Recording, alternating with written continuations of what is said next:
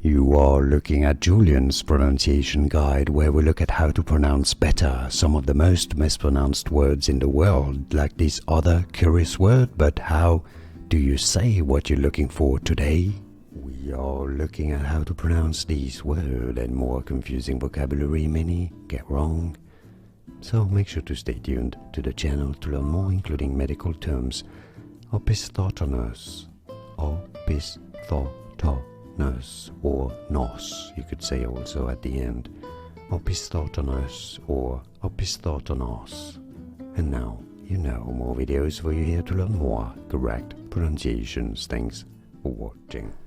Here are more videos on how to pronounce more confusing words and names too many mispronounced. Like this video if you found it useful. I appreciate your support. I'll see you soon and thanks for watching.